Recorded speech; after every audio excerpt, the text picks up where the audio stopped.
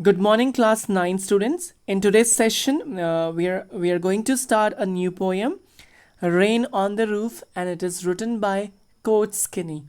Coach Skinny, he is a man who has a full life, and during the 19th century, he was a skillful poet, a politician, right? And he also served as the senator in the state of Ohio for 2 years and a lawyer in Cincinnati and a journalist on several publications and newspapers.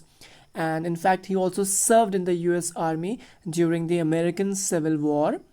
And in today's session, we are going to read one of his, masterpiece, Rain on the Roof. So, what is the central idea of the poem, Rain on the Roof, written by Coach Skinny? So, the central idea of the poem that rain, it has a healing power, right? So according to the poet, when the raindrops, when it falls, or raindrops fall on the rooftop at night, it gives a musical sound, and this sound has ability to revive sweet happy memories, right? In an a busy and disturbed mind. So this is actually a very beautiful poem, because it gives you an opportunity to revive and to relive your happy memories. So we have three stanzas in this poem. So before we proceed with the explanation part, I think it would be better if we discuss the poetic devices that have been used in the poem. So we'll start with the first stanza, and yes, this poem is full of alliteration. Alliteration is when the repetition of a consonant sound in two or more consecutive words. For example, we have alliteration in the first line. You can see I am highlighting it for you so that you can uh, actually note it down and pay attention. Humid, shadow, hoover, right? So this H sound is being repeated, and then in the next line we have uh, let me just highlight it for you. Okay, I think my cursor is moving too fast. And then this is starry spheres. So starry spheres, S sound is being repeated. And then we have press pillow. You can actually see the P sound is being repeated, right, children? So this is the poetic device. This is alliteration. And then again the next line we have cottage chamber. You could see the C sound is being repeated in the consecutive words, right? Cottage chamber, press pillow, starry spheres, humid hover, and lie and listening, because these are two words, right? Lie, listening. So these are examples of alliteration, and we have one more poetic device in this poem, and it is called onomatopoeias. Onomatopoeia, it is actually the use of sound, sound words that create a dramatic effect, right? And when you see that in the poem, when the poet uses so many sounds, like which also used for animals, like woof, like scream, like roaring, howling. So these are all examples of onomatopoeia. And in this poem we have the example of onomatopoeia is patter. Let's find this word. I think this let me just highlight it first. This is right. So what do you mean by patter? You first need to understand the meaning of patter. Patter is actually the sound of the sound of raindrops when they fall on when they fall on the roof. The sound they produce, it is called patter, right? So it is an example of onomatopoeia. Understand? Sound. And then we have personification. Children, it is very easy to identify personification, because personification is when you treat a non-living thing as a living being, right? For example, in the poem, the darkness has been personified, right? When he says that it is sad. Understand? When he says that it is sad. So what is the sad? Melancholy, darkness, right? So melancholy means sad, and darkness means the darkness which is sad, right? So darkness cannot be sad. I mean, only the human beings, we feel sadness, we get sad, understand? So personification. And then we have transferred epithet. I have told you previously that epithet is actually an adjective, right? So the use of an adjective with a noun when it refers to another noun, right? So when you use epithet is adjective, but transferred epithet is when this quality is transferred to a different noun, right? For example, in melancholy darkness, the darkness is not melancholy, but it refers to the sad people, understand? So this sadness is used for, not for the melancholy, not for the darkness, but for the sad people. So this is an example of transferred epithet. It is right here, understand? Let me just underline it. And then let's move on to the second stanza. Again, in second stanza we have repetition of a consonant sounds in two more consecutive words. For example, let me just highlight busy being. This, you can actually see that the sound is being, B sound is being repeated, right? Understand? Busy being. And then we have their thread. You can, their threads. Again, T sound is being repeated, right? And then can you find any more? Yes, we have rain, the roof. R sound is being repeated. So these are so you can actually see that we have so many alliteration in this. We have so many examples of alliteration in this poem, right? And again, yes, in the second stanza we have onomotopia like tinkle, patter. These are all the sound, right? Tinkle is also a sound made by the raindrop. So it is an example. These are examples of onomotopia. Onomatopoeia. This is called onomotopia. And then again, transferred epithet we have in this dreamy fancies. What do you mean by dreamy fancies?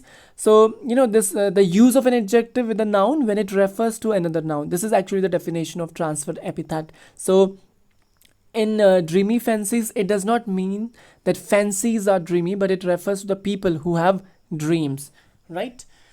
And let's come to the third stanza. In the third stanza we have alliterations.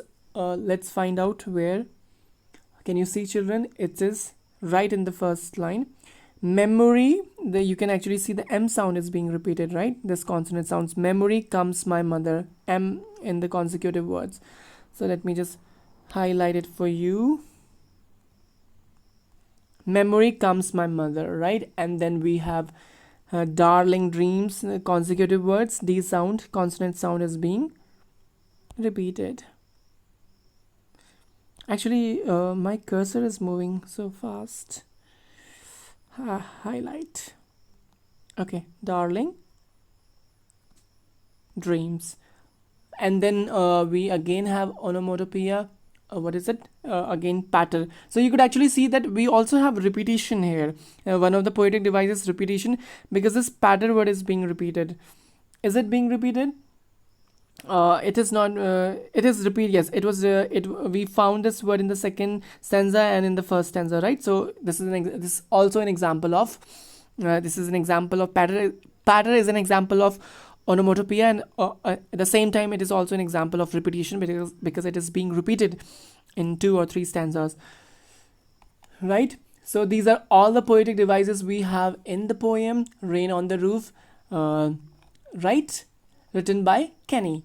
So now let's go through the explanation part of the poem, and I believe you're aware that the central idea is that this the rain has a healing power, and you should appreciate it because it gives you an opportunity or the ability to relive or to revive your sweet memories, right? In your the mind which is disturbed. So now let's discuss the poem. Let's start with the first stanza. Now we have done the poetic devices. Now it will be easier for you to understand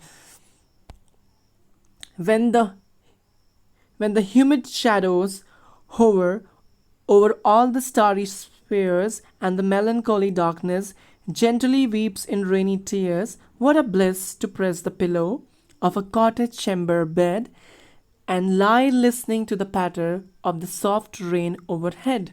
So, in the first stanza, we have a few difficult word meanings in case you don't know the meaning. Humid means when something is damp, something which is full of moisture, right? And shadow here refers to what? Shadow here refers to it refers to cloud, right? It refers to the cloud. Shadow refers to the moisture laden clouds, the clouds which has moisture, right? You know the process of condension, right? Condensation. And hover means when something move around, and melancholy means sad, we have discussed, and bliss means happiness, and patter, the sound of raindrops falling on the roof, and cottage chamber means the bedroom, right?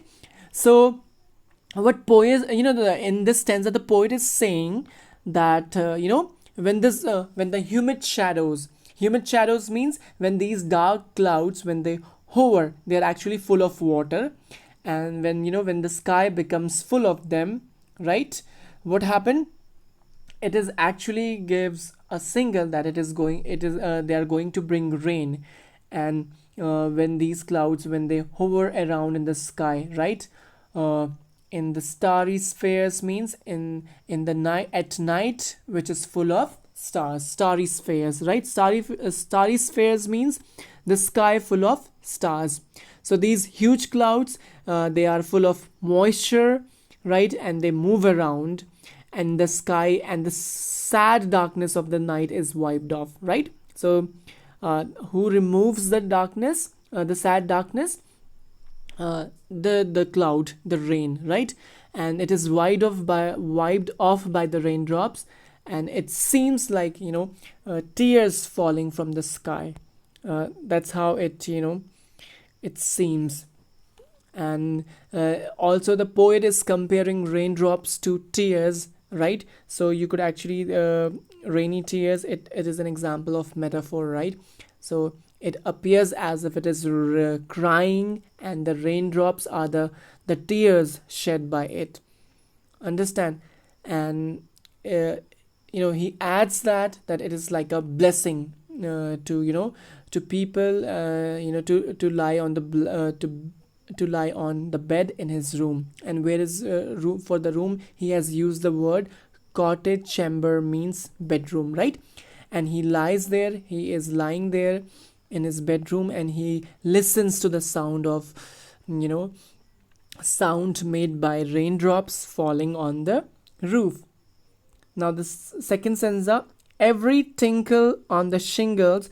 What is shingles, children? It is actually a disease. And also shingles means rectangular wooden tiles used on roofs, right? So you must have seen you must have seen them, right? Because lots of people use them when they build their home and house. So every tinkle on the shingles has an echo in the heart, and 1,000 dreamy fancies into busy being start, and 1,000 recollections weave their air threads into woof as I listen to the patter of the rain upon the roof. So, and yes, this poem also has a good rhyme scheme, right? So tinkle means a short light ringing sound. Shingles, rectangular wooden tiles used on roof. Echo means repeated sound. And woof means here, woof is when the dog woof, but here it means the thread dhaga woven across the loom, understand? And patter, again this word is being repeated, it is the sound of yes, raindrops falling on the roof. And busy being refers to human beings here, right? The poet is also referring to himself, busy being. Who are busy being? We are busy being, right? So in this stanza the poet is expressing his feeling, and when he listens, when he hears the raindrops falling on the rooftop of his house, he says that every sound on the shingles, on the tiles, has an echo in his heart. So it means every sound that this raindrops produce, it actually, it echoes. He could actually, the poet could feel an echo in his heart, and whenever he hears, rain falling on the rooftop, right? So this echo, it goes on, and in his dreams he has many different fanciful, fancies means fanciful imagination, and this sound, he you know a sound of the rain falling on the rooftop, it also creates many different dreams in his mind, especially the happy ones, right? And then he tried to revive many memories of his past, uh, right? And that is why he says that as he listens to the sound of the raindrop on the roof, he revives many new dreams in his mind, and everything comes, he experiences a flashback of happy memories, and it actually forms a dreams. And in this is that is what we have in the second stanza. In the third stanza, now in the memory comes my mother, as she used in years agone, to regard the darling dreamers, ere she left. Ere, it is an old archaic word which means before, right? She left them till the dawn. Oh, I feel her fond look on me as I list to this refrain. Refrain, there is actually two meaning of refrain. One is when you avoid something, but here it means a repeated part of a song or a poem, right? So which is played upon the shingles by the patter of the rain. So in the last stanza of the poem, Rain on the Roof, the poet the poet talks about his mother. He says that he is dreaming of his mother because this is one of his happy memories. He has because he has also told in the previous stanza that rain brings memories of the past, right? So the memory of his mother, who is no longer alive, she is dead, that is why she's a memory. And in the past he talks about that how she would love him a lot, right? And she used to consider him a darling, that is why he has used the word darling dreams. And she would let him sleep, till dawn, and till he have sweet dreams. So poet actually can feel his mother, that she is looking at him when he listens the sound made by raindrops on the rooftop, right? uh, and he's right now in his room, in his chamber, right? And the sound of the rain, it makes him feel comfortable, and he could actually relate his past and present. Understand? That is why the poet is so touched by the sound of the raindrops on the tiles of his rooms. So whenever he listens the sound, it brings back the memories of his mother, happy memories of his past, and especially he is reminded of his mother. So this is that is what we have in this poem. The poet is, the poet wants you to appreciate the healing power of the rain, that it can actually give you an opportunity to relive or revive your happy memories, right? So that is what the poet is doing. Quotes Kenny, right? Quotes Kenny. So that's all we have in this poem. So children, please don't forget the poetic device. We have repetitions, right? Patter word is being repeated. Understand? Listening to the patter, listen to the patter, the sound is being repeated in the first and second stanzas. And then we have this is, we have alliteration. We have so many alliterations. We have alliterations in the humming shadows, hoover, starry spheres, press the pillow, cottage chamber bed, lie listening. And also we have imagery. Imagery is, it is actually the word and the expression that poet uses in order to evoke pictures or feeling among readers. So melancholy darkness, rainy tears, starry spheres, these are also are examples of imagery. So that's all we have in this poem. In case you have any question, any doubt, you can approach me, how to contact. And yes, we also discuss, we will also be discussing the poem in the Zoom, in the Google Meet live class, right? So let me just give you a short, let me just explain this poem in nutshell, right? So the poet is resting on his bed, and then he listens the sound of clouds hovering around, hovering over, and then when it starts raining, it removes the pall of darkness and the quietness, right? Because the rain has started, and the this process of raindrop falling on the rooftop creates the beautiful sound of beautiful sound. And this sound, it echoes in the heart of the poet, and then he remembers a good time, especially he remembers his mother. So that's all we have, children. See you in the next class. Have a nice day.